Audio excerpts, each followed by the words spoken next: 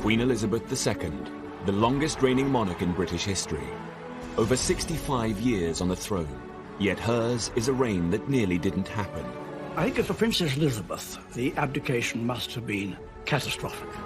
Driven by duty, My whole life shall be devoted to your service. she's ruled over crisis and war, Our thoughts today are with those in the South Atlantic. and dramatic social and technological change. Television has made it possible for many of you to see me in your homes on Christmas Day. She's seen over 12 prime ministers come and go. The Queen has a very sharp mind.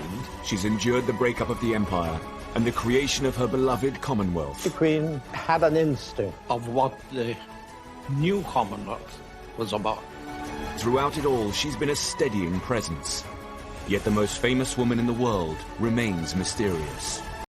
This is the inside story, as told by her closest friends and advisors. I think the Queen is basically a very shy person. She's very humble, actually. She's a wonderful mimic. I mean, she's really, really funny. It's hard to imagine a world without her. She has done her job bloody well. Elizabeth, the wife, the mother, the Queen.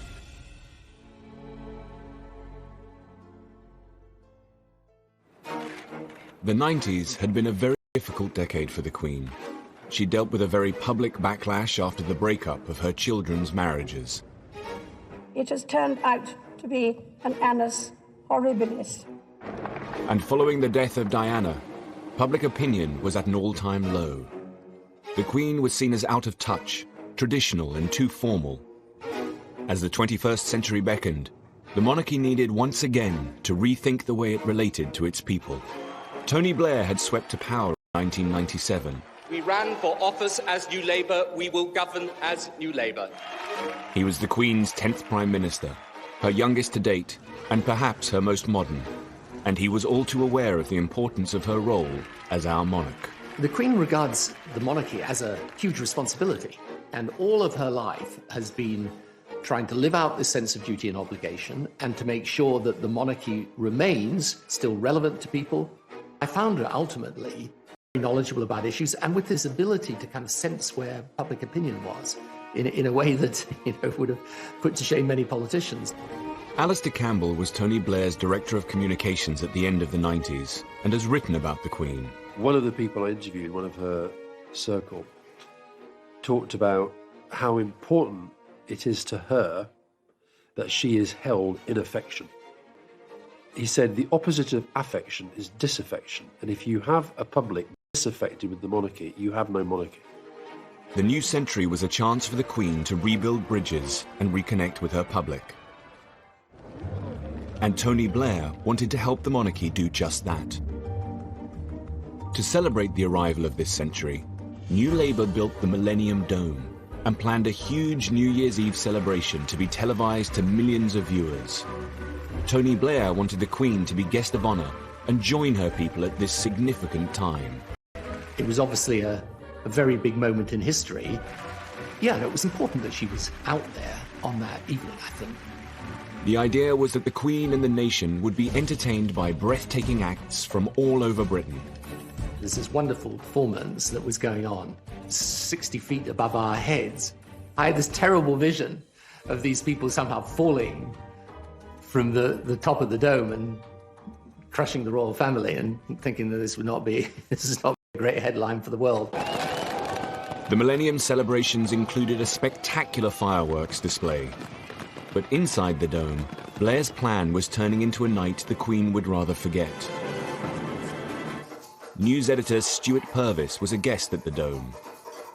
You have to remember that the Millennium Night celebration at Greenwich was not a royal production. It was almost a political production, really.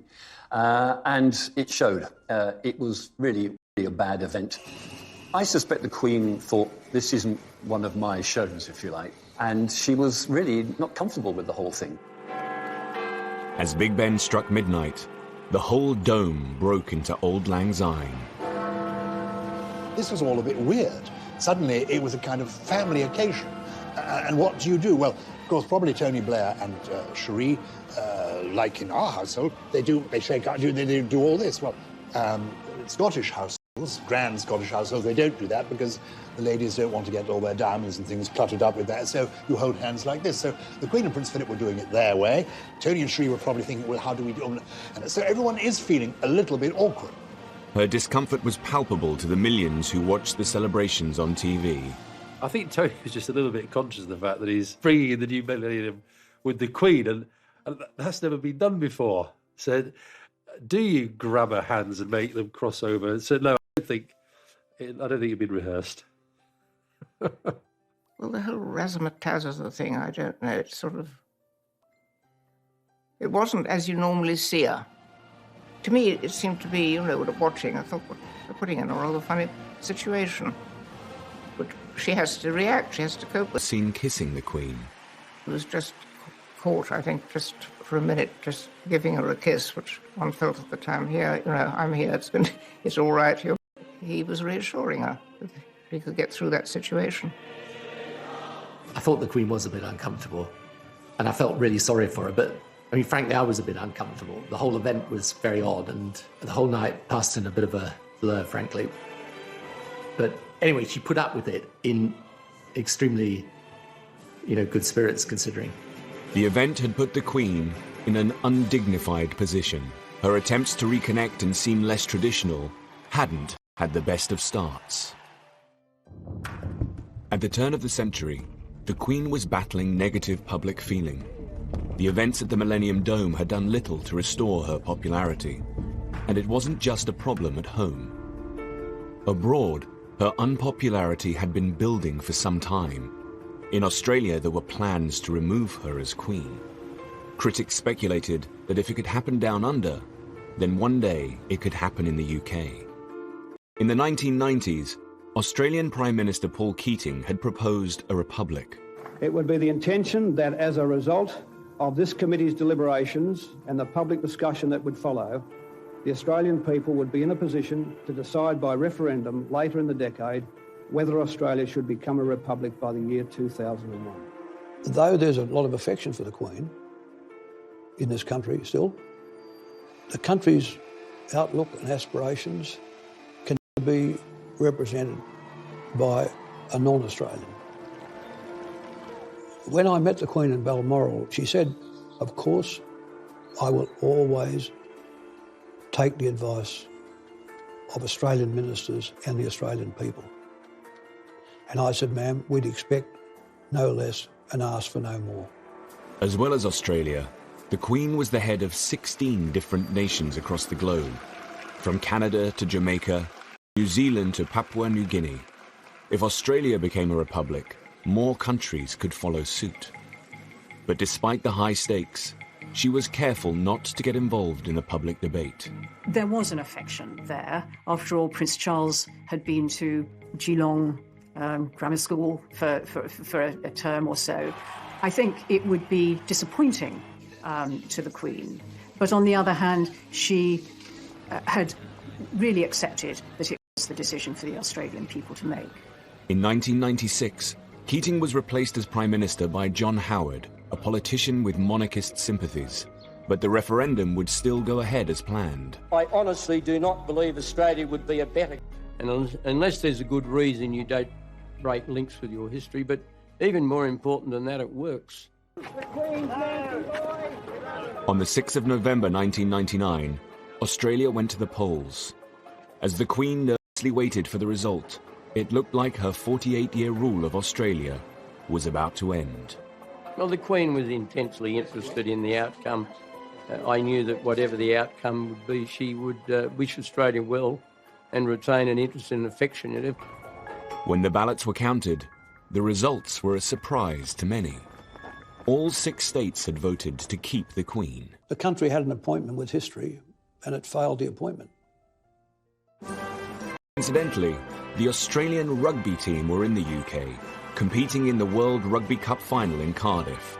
The Queen was there to present the trophy to the winner. I'm told she was very pleased, but by the person who officially conveyed the result. What we didn't know is that the Australians would come to the UK and win the Rugby World Cup, which added a certain piquancy to it, including the Queen presenting the trophy to John Eales, the Australian captain, just after the result of the referendum. As they say in Fleet Street, you couldn't have made that up. The Queen's presence at the Rugby World Cup final was a symbolic moment. For many Australians, it was cause for a double celebration. The Queen had held her own in the country she regarded with fondness. But closer to home, family worries were about to test her in a far more personal way. The Queen's sister, Princess Margaret, had been ill for some time. In 2002, her health took a turn for the worse. Princess Margaret had always been the Queen's glamorous and mischievous sister, and they were devoted to each other.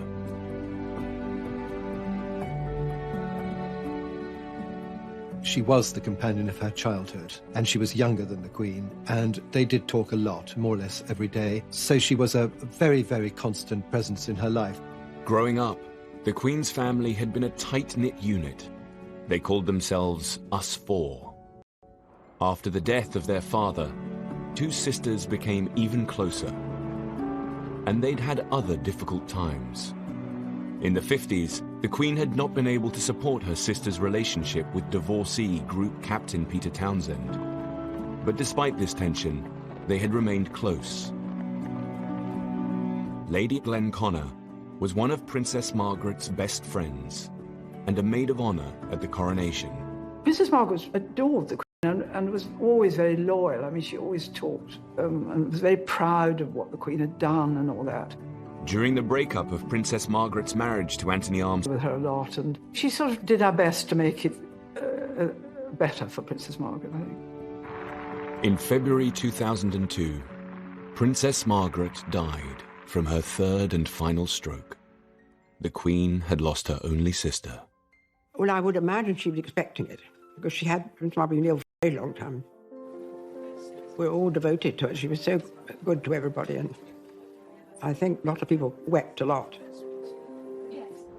In a way, it was sad, but I was so glad that Princess Margaret, who had suffered so much at the end, and for somebody like that who had been so vivacious and beautiful and enjoying life, to see her in a wheelchair, unable to see, it broke my heart, actually.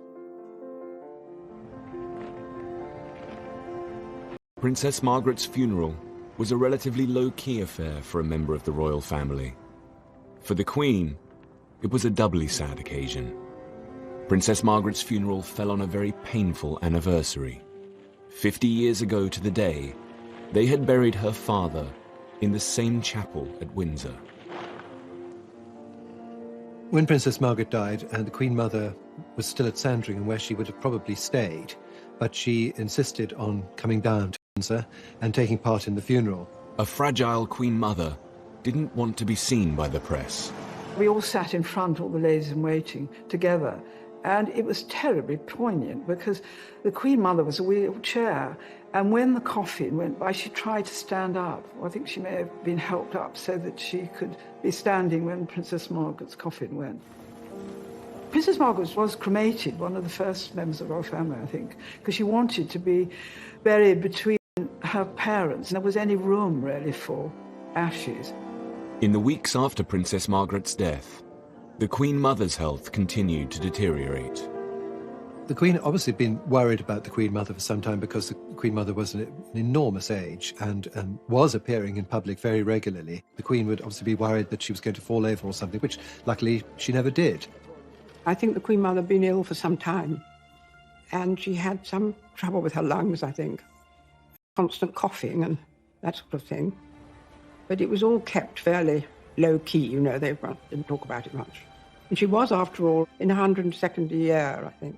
Wonderful. The Queen Mother had been the Queen's rock throughout her 50-year reign. I think hardly a day went by without communication between them, either visit or telephone call. And when the Queen was overseas, she wrote a series of letters every day back to her mother. I mean, the Queen Mother had a lot of adulation from the public, and people got a lot of her mother's qualities in her, the Queen. Just 6 weeks after Princess Margaret's death, on the 30th of March, the 101-year-old Queen Mother passed away. The Queen Mother, mysteriously and miraculously, waited until the one day in the year when she could have died without any inconvenience to anybody. She waited until the Queen was at Windsor, with all her family around her. The Queen was out riding and was just summoned to Royal Lodge, and as I understand it, the Queen Mother had her head perfectly all right until about 10 minutes before she died, when she just sort of basically spun away. The two women who had been closest to the Queen throughout her 50-year reign were now gone. She'd lost her mother, who was not only a friend and companion, but her mother, somebody she spoke to every day on the telephone, that she would visit regularly, that she knew and loved, and was the link also with her father, a key figure in the Queen's life. The Queen Mother's would be the first royal public funeral at Westminster Abbey since Princess Diana's in 1997. There was speculation in the newspapers that people wouldn't turn up, that, the Queen Mother, being over 100 years old, belonged to another generation, that people wouldn't remember her. In fact, people turned up in their hundreds of thousands. I mean, the country was mourning. Sir Michael Wilcox was the Queen's black rod at the time. He was her daily representative in Parliament and responsible for many ceremonial duties. After the Queen Mother's death, he organised for the coffin to be brought to Westminster Hall, where the public would come to pay their respects. Initially, when she died, and at the first coordinating meeting at Buckingham Palace, there was a sense that we should only open the lying in state for a limited period during the day. And I argued against that. I felt that the nation would turn out for the Queen, both in sympathy and to show their affection. We opened on the first morning, and within 3 hours we had a 3-mile queue. And I then said, OK, we'll keep it open 24 hours a day. It was overwhelming, and the queue went right the way out down the other side of the Thames. There were all kinds of people. There were young children, young mothers, young families, and the older generation. So you name it, and they're in that queue. Over 1 million people came to mourn the Queen Mother. It is the fairy tale Queen Mother, the mother of our sovereign. For much older people, she was the Queen during the Second World War. She represented their lifetime story. There is an outpouring of emotion that is about oneself, one's country, exemplified in the life of the person who has died. One hesitates to compare it to the emotion over Diana, but it was, after the death of Diana, swung decisively in the monarchy's favour. She's had a great life. Diana only had a short life, but she's done so much for history, she's gone through so much, and she just really puts the backbone back into Britain. She was a wonderful lady. We love him very much, and he do a lot of good for we. As the Queen left Westminster Hall, the crowd reacted in a surprising way. It would be a transformative moment as the public now began to support the Queen. There was this very polite, very discreet clapping, which was almost symbolising the transference of affection from one great matriarch to another, and I know that the Queen was very touched by that. On the eve of the funeral, the Queen addressed the nation. Ever since my beloved mother died over a week ago, I have been deeply moved by the outpouring of affection which has accompanied her death. But the extent of the tribute that huge numbers of you have paid my mother in the last few days has been overwhelming. I thank you for the support you are giving me and my family as we come to terms with her death and the void she has left in our midst. It must have changed her life enormously to lose her mother and her sister within a few months of each other like that. It must have been very traumatic for her, very sad. I think she missed them a lot. I mean, suddenly she lost her two best friends, really. After the service at Westminster Abbey, the Queen Mother's coffin was taken to Windsor Castle, its final resting place, alongside her husband and daughter, Princess Margaret. I think with the death of the Queen Mother, there was a subtle change in the role of the Queen. Now, the Queen was the oldest member of the family. She was the matriarch. She, as it were, was moving into the Queen Victoria role. She was the senior member of world royalty. And some people say that that almost freed her, that she seemed to relax a bit. Well, Martin Charteris, who I think was her best private secretary, always used to say, wait and see what happens when the Queen Mother dies. Because I think with any parent, somehow they're always looking over your shoulder. And suddenly, she did blossom. There's no question about it. These deaths would herald a new era in the Queen's reign. At the turn of the century, the Queen had lost two the most important people in her life, her sister Princess Margaret and the Queen Mother. Despite the public's sympathy for the Queen, the sovereign still had a problem with her image. She needed a new way to connect to her people and show that she was in touch. She and her senior advisors had created a working party to develop a new strategy. They called it the Way Ahead Group. She, not just the Queen, every single member of the inner royal family came to the Way Ahead Group and private secretaries. The meetings were sometimes a bit chaotic. I recall that the Queen had a bit of a tendency to chat to whoever was sitting next to her rather than paying full attention to the proceedings. The Duke of Edinburgh had to sort of call people to order from time to time. One of the issues the group looked at was the itinerary for the Queen's public engagements. The Way Ahead Group suggested that she made her visits edgier and more inclusive. We needed to look at the way the royal programme was made up and modernise it a bit and make sure that the monarchy reflected society more accurately. I mean, there were lots of visits around the home counties because of the proximity of Windsor and Buckingham Palace. Should there be a greater geographical spread, making sure that, different parts of the country saw all this happening. When she visited industry, she tended to go to factories when actually the way the economy had moved was that there were far more service companies. For instance, in the entertainment sector, it's easier to get a little bit stuck in your ways. This was a deliberate attempt to just nudge things forward a bit. The Queen is very pragmatic. She's willing to look at the pros and cons of an argument and then go for something that's, the modern way of doing things. That's another feature of her character. 2002 would be the Queen's Golden Jubilee year, marking 50 years on the throne. But had the Queen done enough to reach out to her people? Had the Way Ahead Group's planning been successful? I remember the Silver Jubilee of 1977, and what a huge event it was, how exciting it was, the street parties.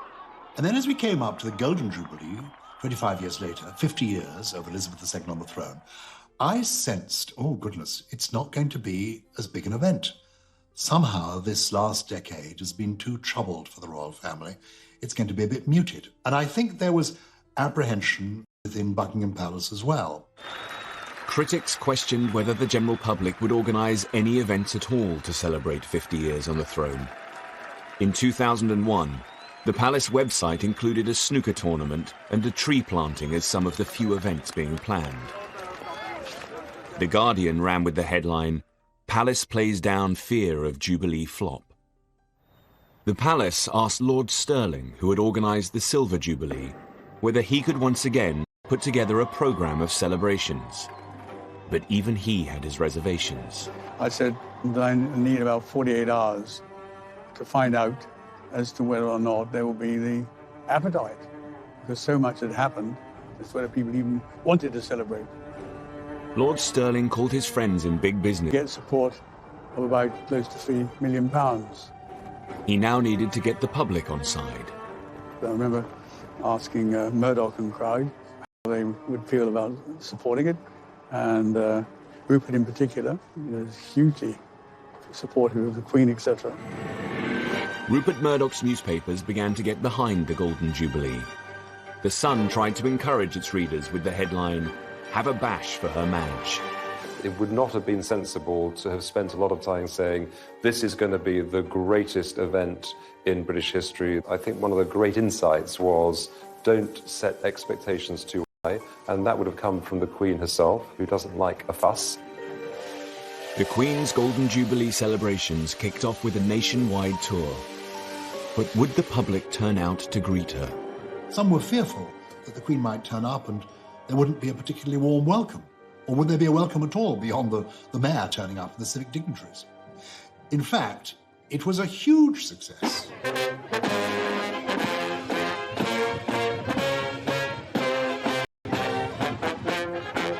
I was privileged to be part of the tour, to go on some of these visits. And the Queen was moved, was touched to find that so many people turned up, cheering, waving their flags. And from people being apprehensive about it, it turned into a huge triumph.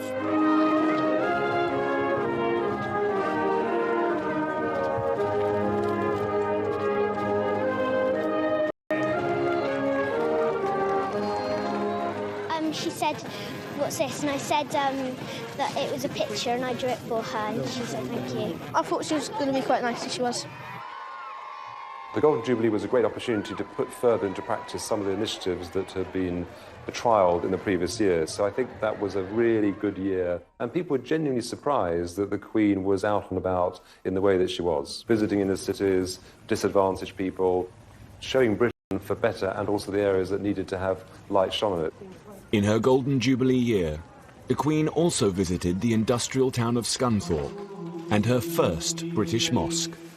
To engage with the Muslim community in this way was one of the most mould-breaking decisions she'd ever made, and one of the most inclusive. The idea came after 9/11, when the terrorist attack on Twin Towers, and I said to them that I need to send the letter to Her Majesty the Queen to invite her. We got a top-class mosque in London and all this area, and she decided to not go there, but decided to come in small, tiny town, North Lincolnshire, which was great. 9/11 just happened. There was a lot of from Her Majesty the Queen to come to the mosque at that time to show that doesn't matter what happened, nobody can divide us, and we are one nation and one people. And I personally really appreciate that. She took the shoes off and she came into the mosque. We were all lined up, everybody, to meet her. We were all anxious and not really prepared, but when we met Her Majesty, it was like meeting someone that we knew from our childhood. She was such a nice, down-to-earth person. Queen takes a huge interest in people when she meets them. I mean, she doesn't just shake hands and turn away. She really wants to talk to them and to know what they're doing and what their interests are. She was very interested in the history of Islam, especially the Mecca, because we had all the pictures here, you see, and she was asking about that.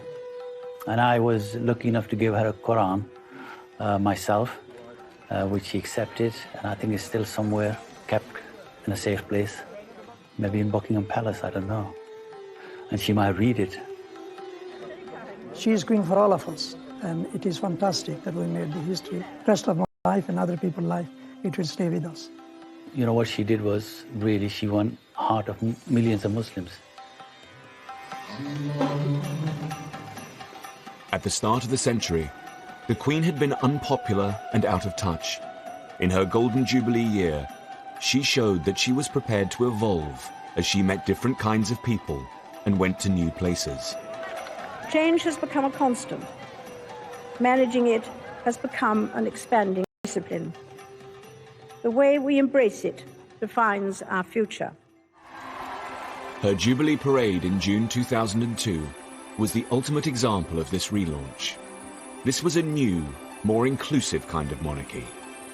20,000 people marched down the Mall, including firemen, circus performers, Bollywood dancers, and even Hell's Angels.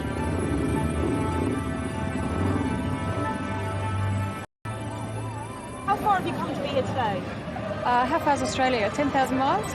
Oh, well, I'm a true royalist. I just think it's wonderful. The whole world seemed to have come out to celebrate with her. As the highlight of the celebrations, the Jubilee organisers planned 2 huge concerts at Buckingham Palace, one classical, one pop. 3 years earlier, the Queen had been the guest of honour for the New Year's Eve celebrations at the Millennium Dome, which had left her feeling uncomfortable. The Jubilee concerts were her opportunity to show the world that she could be less traditional, less stiff, an event to take place in its grounds. I had the pleasure of an audience with the Queen to bring her up to date as what was transpiring, and it was in her private office with one of the great bay windows at the back of the palace. And then I mentioned about the various events, and in particular, the concerts were going to take place at the palace. And she said, "Oh, yes, you must come." And come. So we went, and she took me over to the window, and of course, outside, they've got all the bulldozers and scaffolding and goodness knows what else. And she said, "Look what they're doing to my garden." It wasn't just the great and the good that were invited. The general public would get a chance to attend the party at the palace. 2 million people entered the ballot for golden tickets. Having these major events in the palace itself, I think, was a brilliant idea. As it sort of draw people into it as against having the mystique. The pop party at the palace lasted for 3 hours.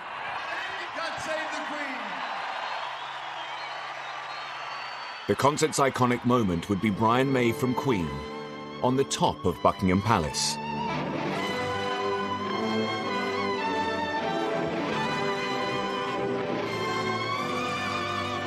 The Queen had heard her national anthem many times, but not quite like this. I think, British people are always up for a party, and I think perhaps most importantly, that actually, given the opportunity to say thank you to their sovereign, the British people will take that opportunity and they will say thank you, and that's what I think was symbolised in those events. The Queen didn't expect much of the Golden Jubilee, but perhaps with the Golden Jubilee we see the beginning of a more self-confident monarch emerging. It's her millennium, it's her turning of the clock and moving into a new, very relaxed, very happy age.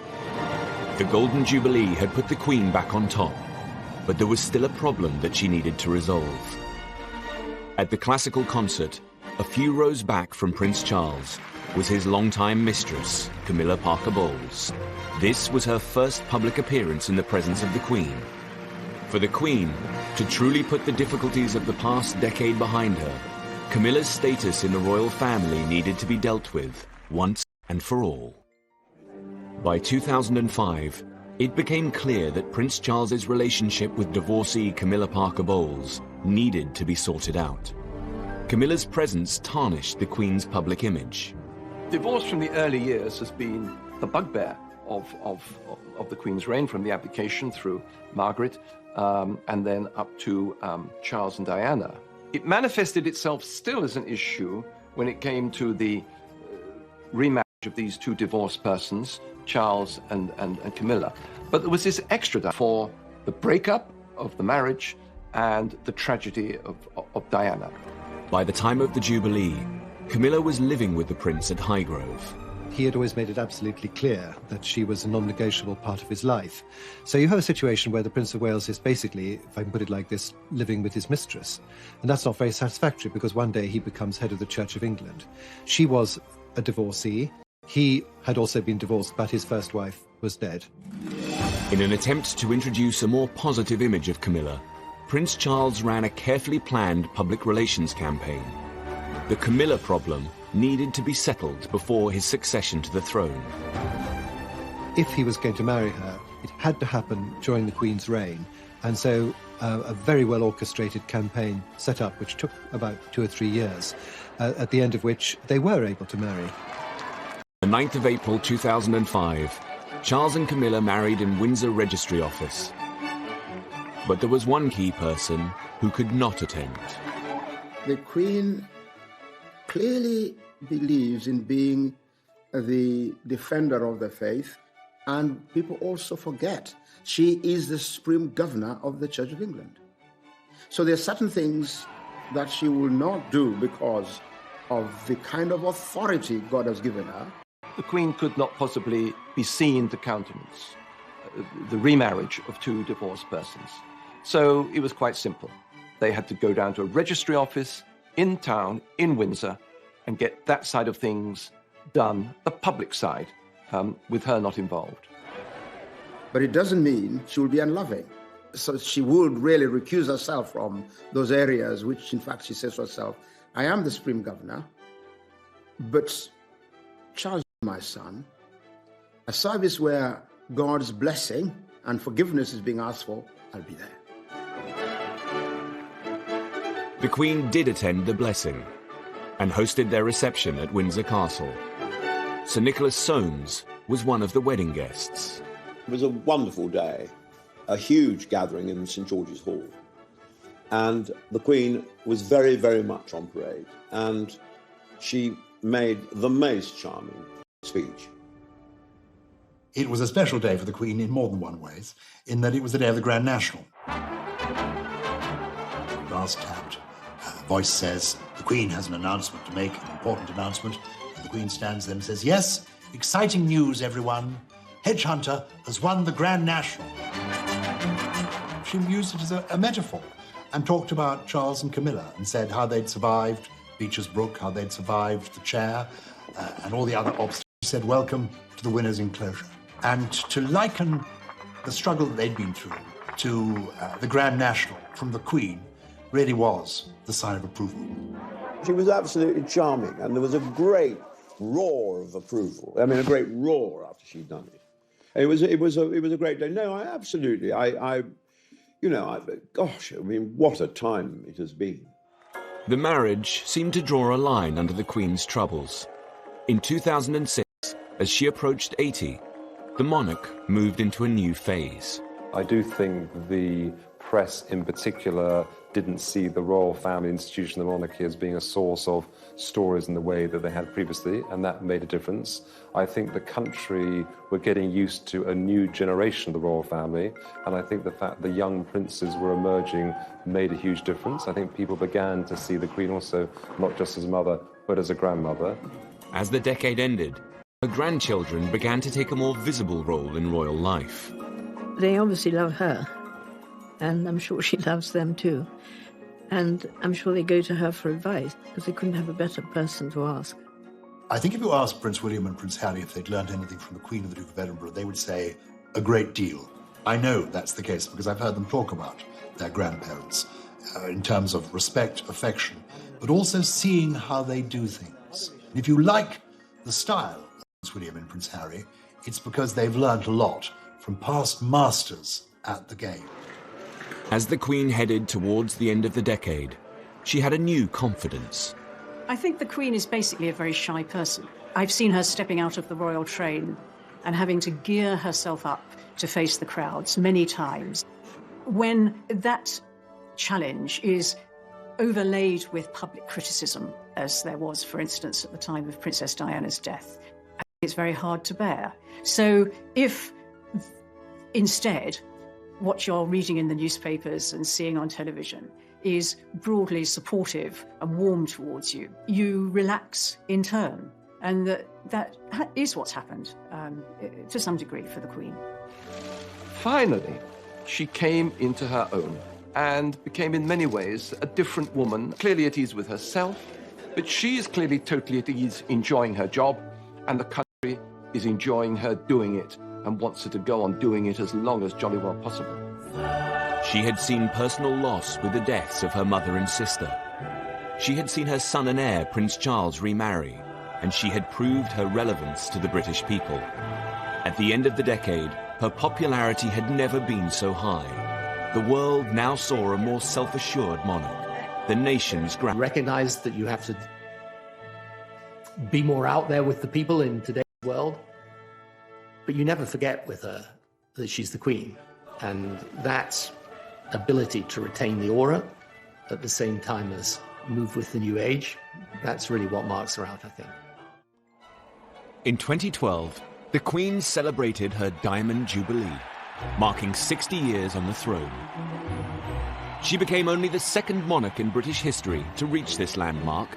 The first had been her great-great-grandmother, Queen Victoria. Queen Elizabeth II's reign had encountered many highs and lows in its 6 decades, but she had come through them all. Inevitably, a long life can pass by many milestones. My own is no exception. As the Queen moved into her 90s, the decade would test her strength, wisdom, and moral leadership. But in 2012, the UK prepared to celebrate the Queen's Jubilee and thank her for her years of service. By the time of the Diamond Jubilee, the Queen had had a bit of practice at Jubilees. They didn't worry her so much anymore. She had entered this more serene, less controversial aspect of her reign.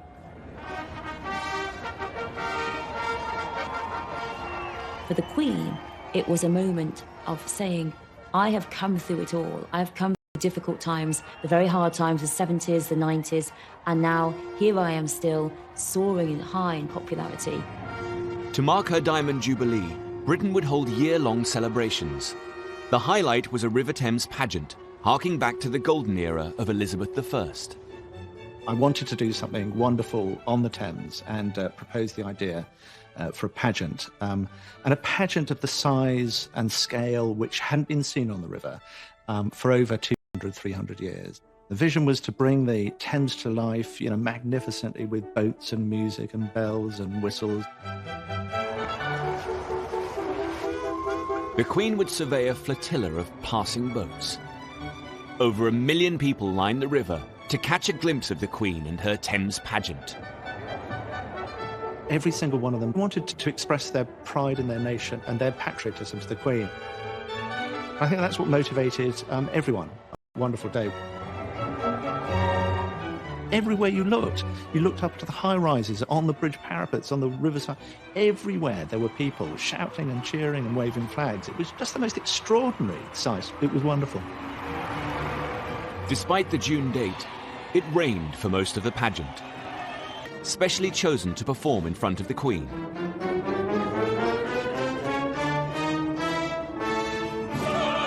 One of the singers was Monica McGee. We sing Land of Hope and Glory, and then we're greeted by the royal family. And it is honestly one of the wettest weather experiences I've ever encountered. But until we actually saw the Queen, it didn't quite hit us precisely how fantastic this occasion really was. And then I don't think anyone felt wet or cold.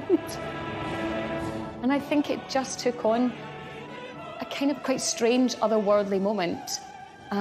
We just think this is our job, to honour this woman and try and do our job really wonderfully for someone who's been done her job for decades.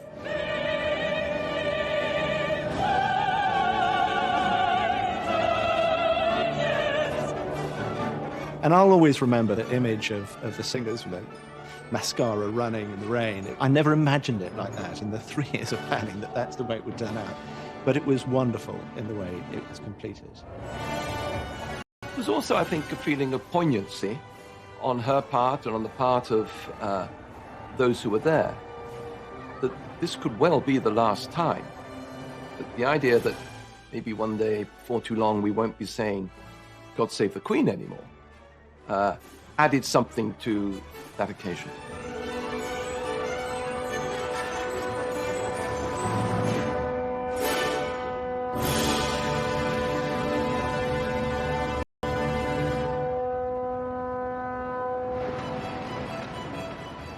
As one of the world's longest-serving sovereigns, the Queen has a unique wealth of experience to draw on. She meets more people who are experts in their field, including politicians and industry experts and people from academia, than probably anyone else around. Throughout her reign, she's received red boxes with ministerial papers and briefs from Downing Street every day. It's hard work it is when you think about the Queen every night of her life. Most people can probably go home and do what they want to do, but the red box appears every single night. As long as she's been monarch, the Queen has held a weekly audience with her Prime Minister. From Winston Churchill to Margaret Thatcher and Tony Blair.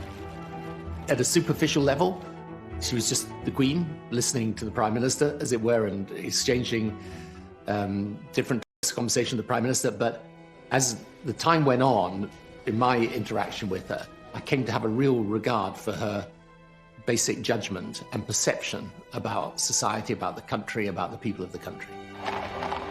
All this helped to end hundreds of years of hatred against the British.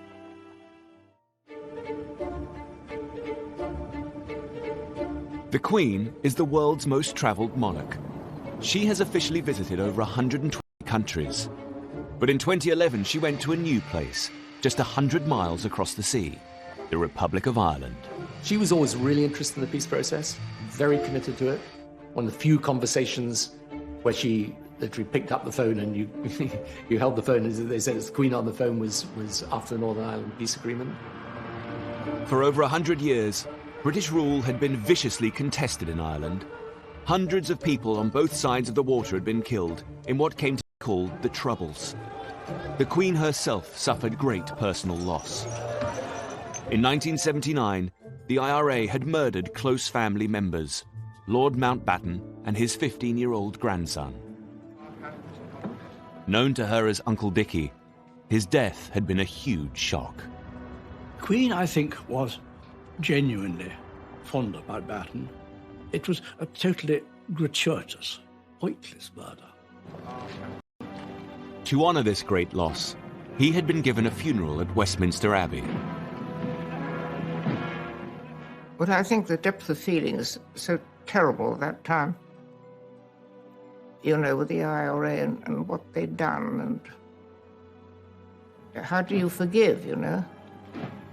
But you have to move forward best you can. The Queen's visit to Ireland would be an extraordinary moment of diplomacy and would test her personal strength.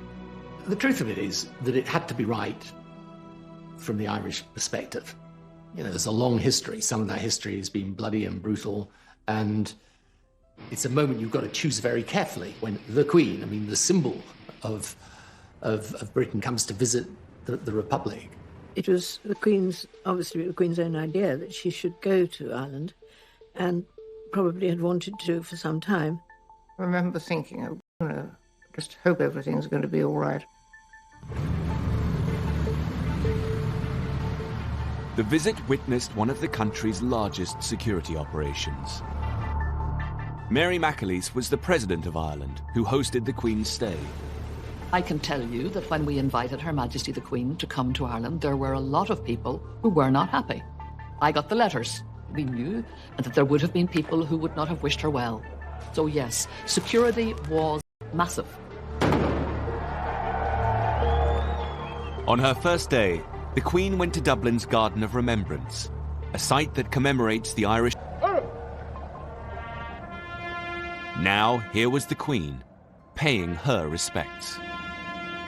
She laid a wreath, she stepped back, and she did something that nobody really expected. It's a simple thing. She inclined her head. In that gesture, you could almost hear the softening of the arteries of resentment, the softening of the anger, the winning over of people. Her speech at the state dinner in Dublin Castle stunned all of the guests. The very first words she used, to everybody's surprise, were 5 Irish words.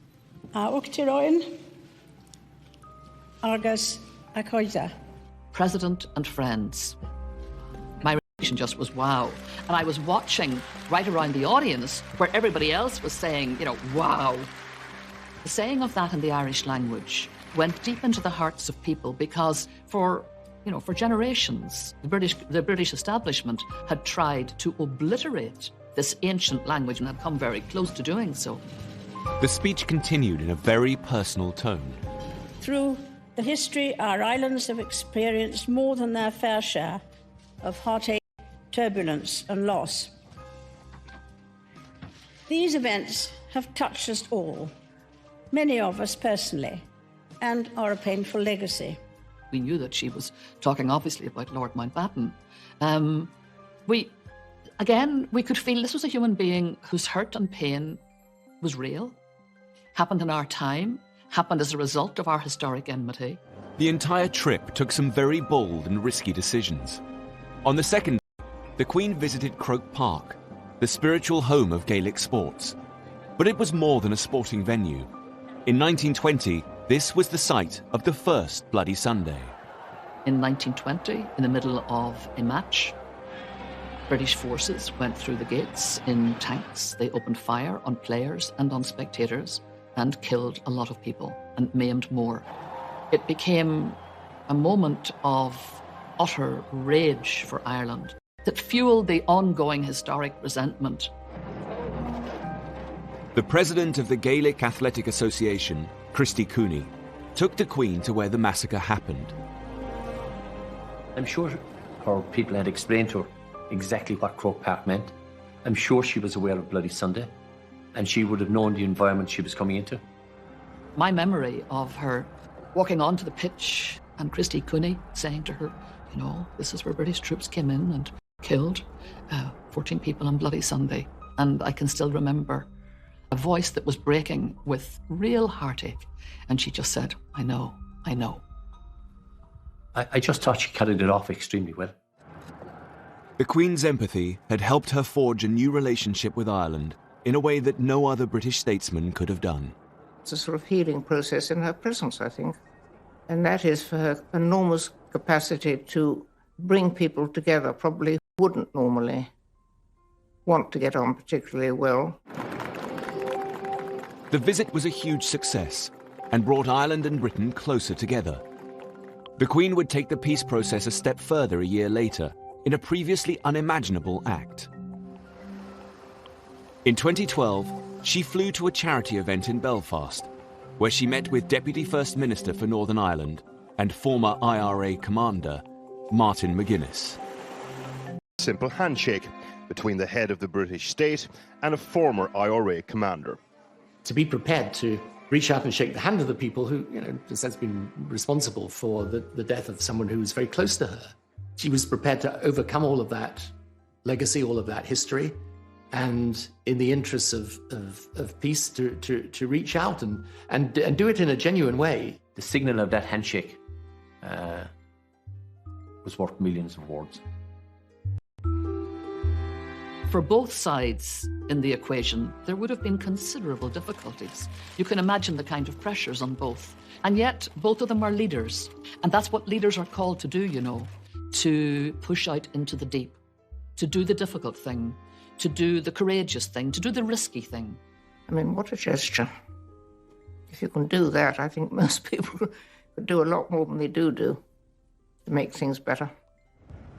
As head of state, the Queen has built bridges in ways that no politician could have done. Back at home, her responsibility in this role is one that she's had to carefully navigate over the years. The Queen must be above politics, but she is a crucial cog in our constitution.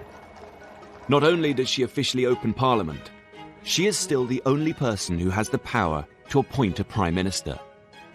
She's a person who has to be satisfied that the Prime Minister has a sound majority and a basis for exercising power.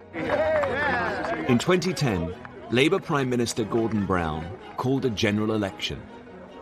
The polls showed that there may not be a clear winner, which would leave the Queen in an unprecedented scenario about who to appoint as Prime Minister.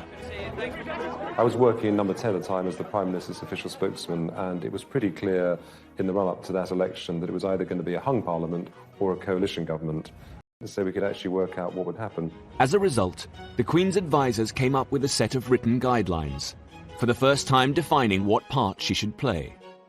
The Cabinet Manual does make absolutely clear that the Queen has no role other than a formal role in appointing the Prime Minister. She has no discretion in those areas. In the event, Labour lost their majority, but the Conservatives didn't have enough seats to form a government. With the outcome of the general election, we find ourselves in a position unknown to this generation of political leaders. As talks got underway for a coalition government, the Liberal Democrats, led by Nick Clegg, were courted by both the Conservatives and Labour. But these discussions would take time. The Queen remained at Windsor Castle for the 5 days of the coalition negotiations, so that no one could accuse her of intervening in the process. I was in the Prime Minister's study when he called Nick Clegg on the Tuesday afternoon and said, "Nick, I can't wait any longer, nor can the Queen. I need your answer." And Nick Clegg then had to make the decision that he would go into coalition with the Conservative Party.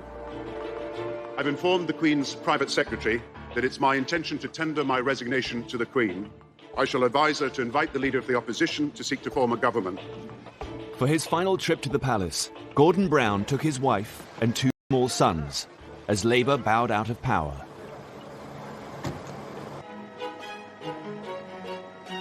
The Queen's private secretary could now call David Cameron to the palace. He would become her 12th Prime Minister, and her youngest to date. She has understood the role of the Crown in the British Constitution so that our political system can work, and she makes it work by not interfering. The Queen has been driven throughout her long reign by commitment to public duties. But it's her personal passions that reveal the most about her. The Queen's long reign has presented her with many challenges, but one passion that's never waned is her love of horses.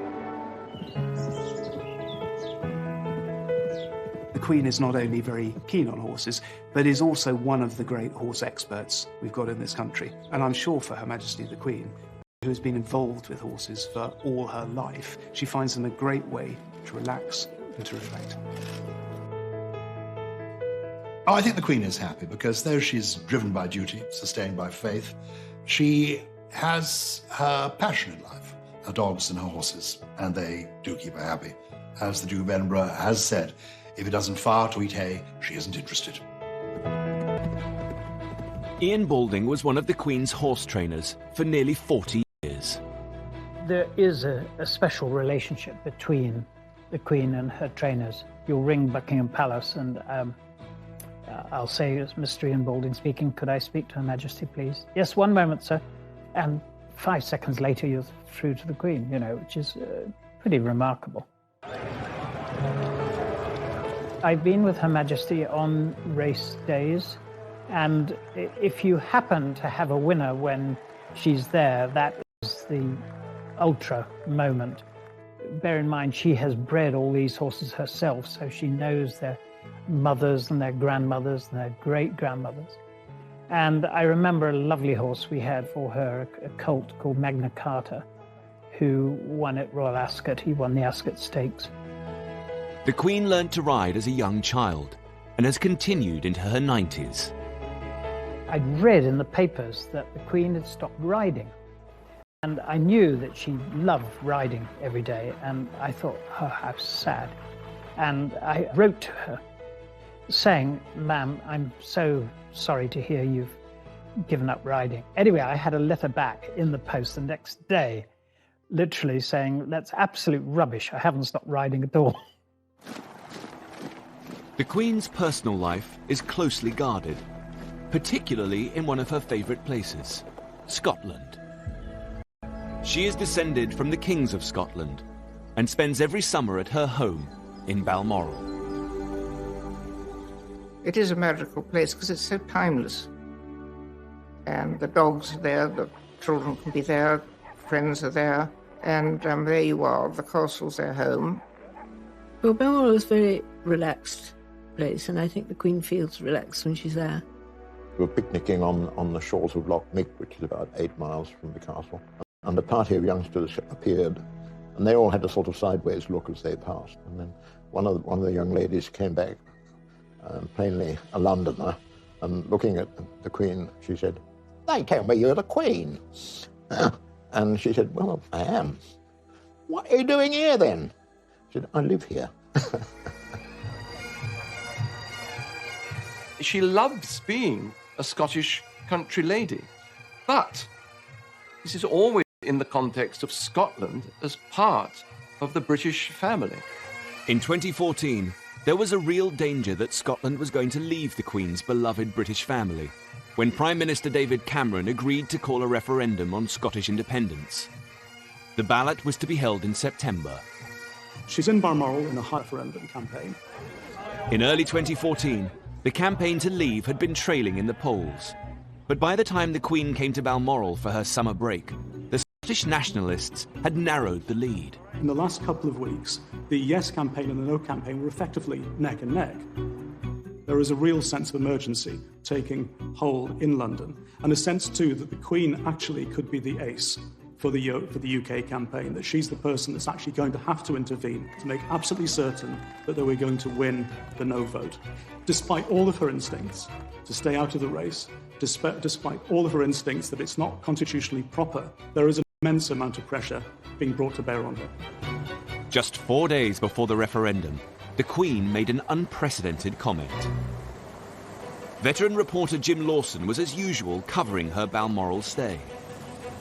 We were in a normal place, corralled outside the church grounds. After about half an hour, the policeman came down and said, "Would you like to come up to the church?" That was unheard of, you know. We actually wondered what was going on. And I thought, I wonder if she's going to approach the crowd. As she did, one of the bystanders mentioned the referendum. The Queen said, "Well, I hope people will think very carefully about the future." The bystander was happy to tell Jim the Queen's comment, but curiously wouldn't give him their details. If the Queen talks to someone, they're always delighted to tell you, but not this time. Some wondered whether the bystander had been planted in the crowd. Others thought it was just a chance comment. Either way, the newspapers needed to corroborate the story with Buckingham Palace. The palace didn't confirm it, but more importantly, they didn't deny it. We knew we were onto some story there. Now, if you translate that to you're standing on the edge of the cliff and the Queen says to you, think very carefully about what you're about to do, she's not advising you to jump, is she? Newspaper editor Severin Carrel felt the comment was the result of a lot of thought. One could read it either way. And as in that sense, it was very, very carefully written, very cleverly written. But we realised that the Queen had made a quite deliberate and quite carefully drafted interjection. She had intervened into the referendum campaign. On Thursday, the 18th of September 2014, Scotland went to the polls. The majority of the people voting have voted no to the referendum question. I have worked so hard to save Scotland because I'm a proud Scot and I'm a proud Brit. Ladies and gentlemen, I think that's been a pretty fair kick of the ball. For now, the Queen's United Kingdom was intact. But this wouldn't be the last time that her position would be used in politicians' arguments. In 2016, the question was to leave or remain in the European Union. On Monday, I will commence the process set out under our Referendum Act, and I will go to Parliament and propose that the British people decide our future in Europe. In the charged atmosphere of the EU debate, it was perhaps inevitable that someone would try to involve the Queen in their argument.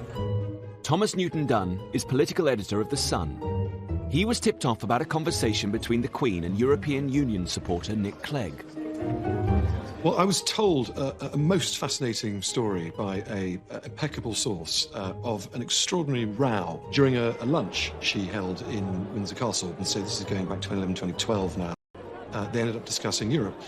The Queen ended up getting into quite a lively dust-up with the Deputy Prime Minister, who was a very strong pro-European politician. The Queen was putting forward some very strong views on the future shape of Europe and the direction which Europe was going in.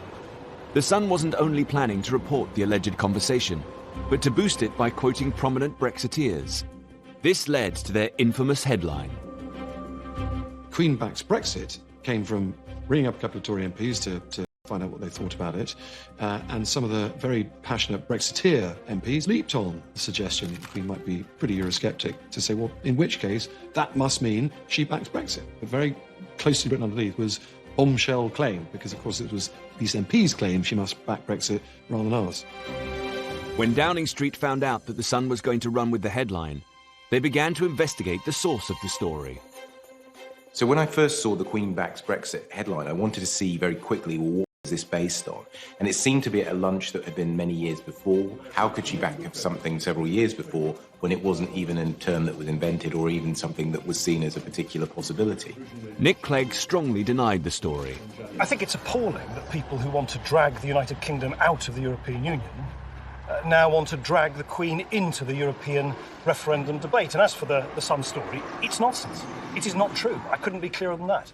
The palace thought that the headline was misleading and immediately lodged a complaint to the Independent Press Standards Organisation. At the time, the palace said they were extremely angry, and the Queen is never to be dragged into politics, and they're now going to put a stop to it by making a formal complaint. They wanted to draw a line in the sand and to extricate the Queen from any more political rows. Ipso upheld the complaint, saying the headline went further than the claim about what the Queen might think. The Sun was forced to print its ruling, but by then, the whole story had fueled the Brexit debate. I don't know that you could necessarily say that it persuaded people to vote for Brexit, but I think it was certainly another tick in the column of people who wanted to leave the EU. We know political opinions, but in public, in terms of aura, she exudes impartiality. She exudes being what a constitutional monarch should be, above politics, above opinion. As head of state, the Queen has battled to stay out of politics, but at times needs to be at the forefront of Britain's national events and disasters.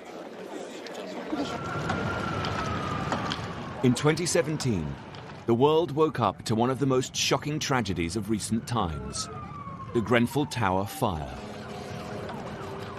Where the fire was now spreading, people were reaching out from the front window, trying to grasp a bit of fresh air, trying to breathe. It looked like they were struggling. It was harrowing, torturing screams for help. It was Like a horror movie. When the fire got to its peak point, I could actually hear a man screaming, and then all of a sudden the screaming just stopped. In the past, the Queen has been criticised for her slow response. In the 60s, she waited 8 days before visiting the victims of the Aberfan disaster, an accident in a Welsh mining town which claimed the lives of 28 adults and 118 children. It was a sort of lesson us all to have the need to show sympathy and to be there on the spot, which I think people craved from her. In her later reign, she's made sure that she makes a rapid response. Just 48 hours after the Grenfell Tower disaster, the Queen came to see the relief effort. One of the first charities to help at Grenfell was the British Red Cross. Mike Adamson is their chief executive. I think the visit of the Queen showed that the nation stood in solidarity with the community at Grenfell, and that community had not been forgotten, and people wanted to express their empathy for the experience that they had had. And the Queen, I think, has a unique ability to do that because of the way in which she conducts herself with such dignity and a sort of quiet, caring approach. And she went immediately to greet people, to say hello and how are you? And this was a big event affecting a lot of people in our country. She showed her sympathy and empathy and tried to reach out and wanted to be there to help. It was very moving. It's actually bringing tears to my eyes. To see her here, it shows that she is sincere and she truly cares. She looked at me directly in my eyes and I could see that she cared. Thank you for coming. The Queen's entire reign has presented her with many difficult moments. But the 2010s also held happier times for the 90-year-old monarch, as a new generation of royals came to the forefront to support her. 11. The Queen prepared to host one of the most iconic royal events of her reign. Her grandson and second in line to the throne, Prince William, married his university sweetheart, Catherine Middleton.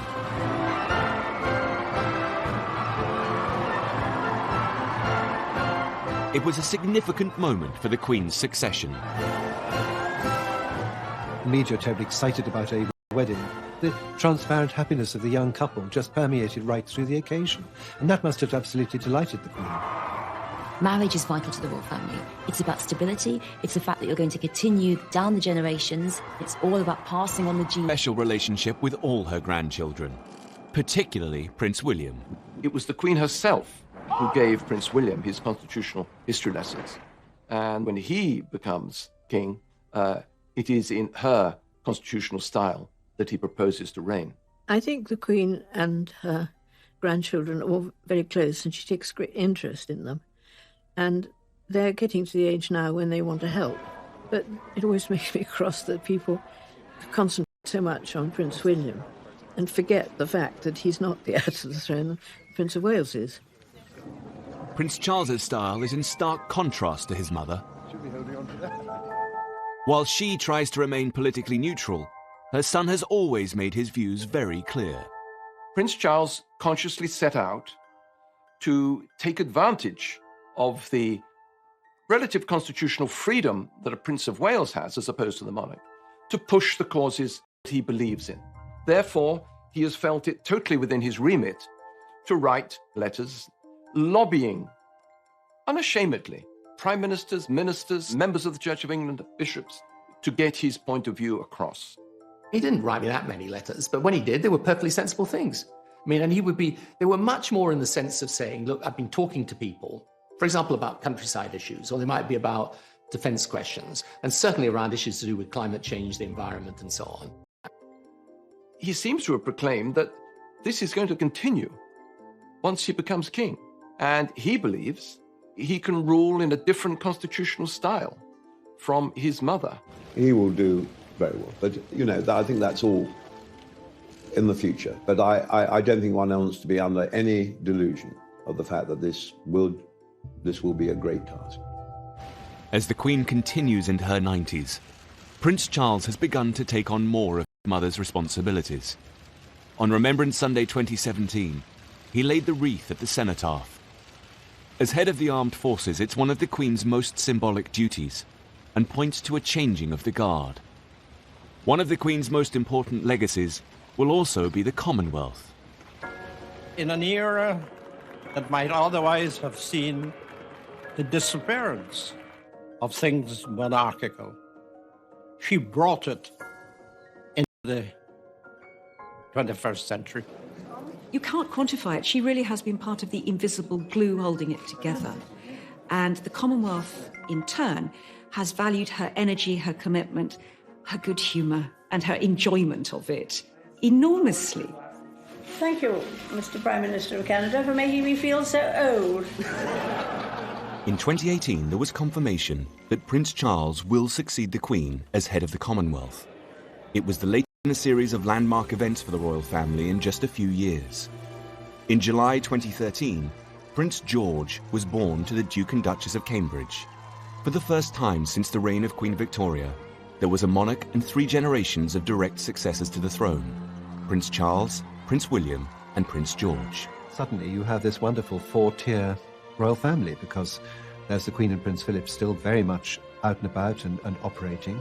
You have Prince Charles doing his own thing with Camilla, and you have the Duke and Duchess of Cambridge, what I think of as slightly more informal, younger, the open shirt, if you like, attitude to royalty.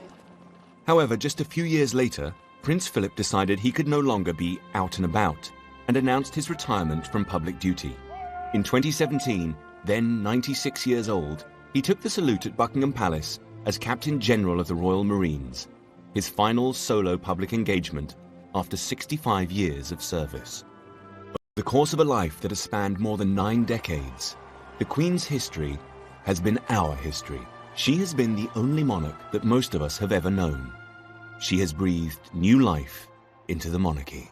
Can you imagine the Georges deciding that they had to open up Buckingham Palace? Can you imagine Victoria doing walkabouts? Historians of the future will look at periods in the history of the monarchy. She has been the very essence of what a constitutional monarch should be, a lesson, not just to Britain, but to the world as a whole. That here in the 21st century, a monarchy can work. We don't think of inherited privilege when we think of Elizabeth II. We think of a woman who's done her job bloody well. Britain's longest-serving monarch has seen a time of unprecedented change. She's transformed from shy Lilibet to head of the nation and a world leader. She's also had a very interesting time. I mean, she's met, over the years, everybody, from Mandela to all the American presidents, I think that she has enjoyed being Queen.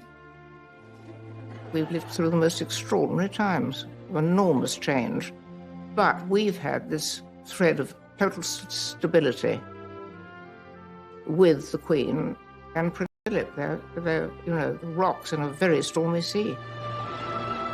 Anybody who's had the privilege of meeting the Queen will know that it's one of those life-defining moments.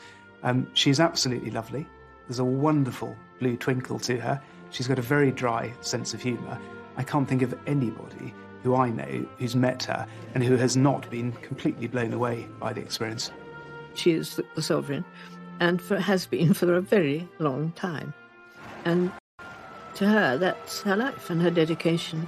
And she's never let us down, and she's not going to. I met the Queen first when I was 12 years old, and I have never, ever come away from a meeting with her when one doesn't feel that you are in the presence of someone truly exceptional. They will be very, very big shoes to fill. Very big shoes. Queen Elizabeth II has steered her family through times of incredible happiness and crippling grief and loss. Her monarchy has been through crises, but she has managed to adapt and modernize. She's brought a special brand of magic to the House of Windsor. She's a woman driven by her duty to serve the British and Commonwealth peoples. Hers has been a remarkable reign, and she will always be our Queen. Good night, and good luck to you all. Good luck to you all. Good luck to you all.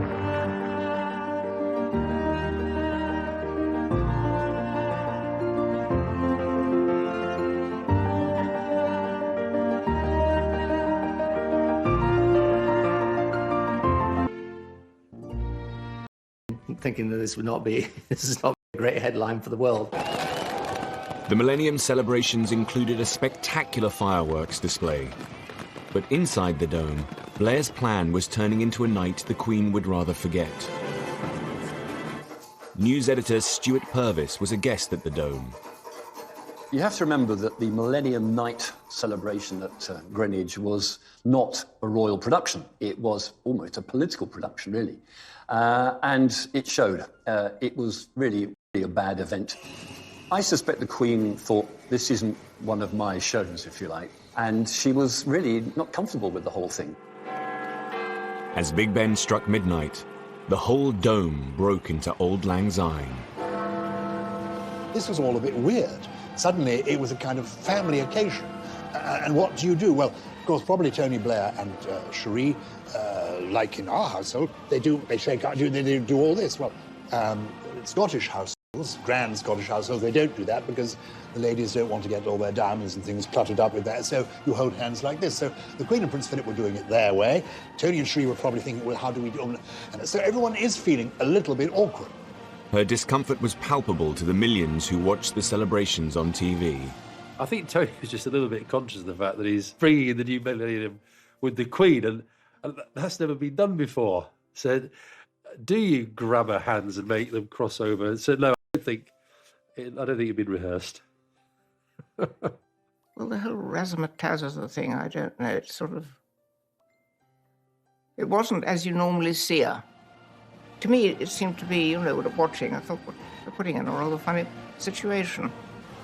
But she has to react, she has to cope with it. Seen kissing the Queen.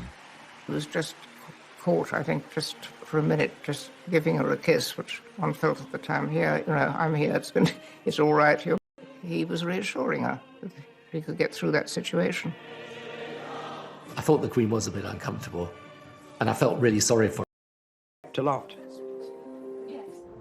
In a way, it was sad, but I was so glad that Princess Margaret, who had suffered so much at the end, and for somebody like that, who had been so vivacious and beautiful and enjoying life, to see her in a wheelchair, unable to see, it broke my heart, actually. Princess Margaret's funeral was a relatively low-key affair for a member of the royal family. For the Queen, it was a doubly sad occasion. Princess Margaret's funeral fell on a very painful anniversary. 50 years ago to the day, they had buried her father in the same chapel at Windsor. When Princess Margaret died and the Queen Mother was still at Sandringham, where she would have probably stayed, but she insisted on coming down to Windsor and taking part in the funeral. A fragile Queen Mother didn't want to be seen by the press. We all sat in front, all the ladies in waiting, together. And it was terribly poignant because the Queen Mother was a wheelchair, and when the coffin went by, she tried to stand up. I think she may have been helped up so that she could be standing when Princess Margaret's coffin went. Princess Margaret was cremated, one of the first members of the royal family, I think, because she wanted to be buried between her parents, and there was any room, really, for ashes. In the weeks after Princess Margaret's death, the Queen Mother's health continued to deteriorate. The Queen obviously had been worried about the Queen Mother for some time because the Queen Mother was an enormous age and was appearing in public very regularly. The Queen would obviously be worried that she was going to fall over or something, which luckily she never did.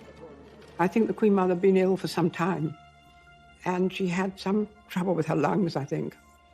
Constant coughing and that sort of thing. But it was all kept fairly low-key, they didn't talk about it much. And she was, after all,